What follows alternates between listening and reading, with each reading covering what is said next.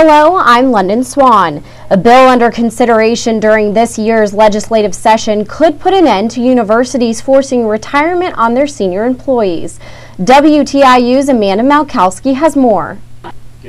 When he was 63 years old, Indiana University linguistics professor Paul Newman applied to be the Associate Dean of Faculties at IU, but he was told that he was ineligible because of the school's mandatory step-down policy, which forces most administrators to retire by age 65.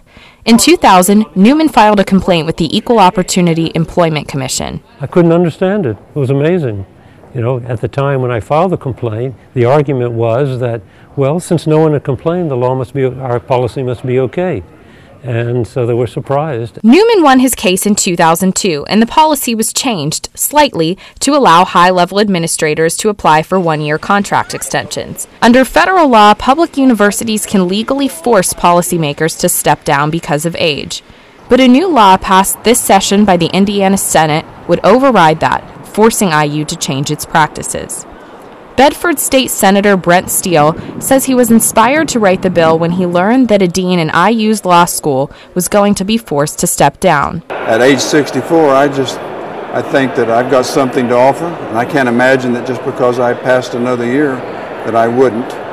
And I think if a dean were in my position, at my age, and my level of health and clarity, I think that he or she might feel the same way as I do. After years of fighting what he believes to be age discrimination, linguistics professor Paul Newman may finally get to see IU's policy change. Though Newman won't be applying for any more jobs, he says it's better late than never for change to come.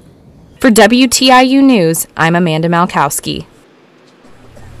Indiana's high school graduation rate is improving. The Indiana Department of Education says the rate improved to 85.7% in the 2010 to 2011 school year, an increase of almost 4.5% since 2009.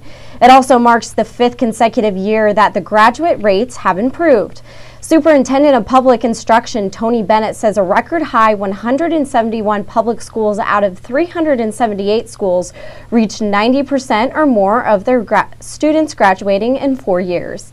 Bennett says Indiana needs to be more rigorous when it comes to its educational standards.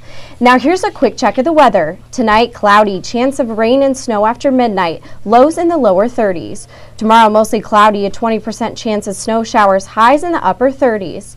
Tomorrow night, partly cloudy, lows in the lower 20s. For WTIU, I'm London Swan.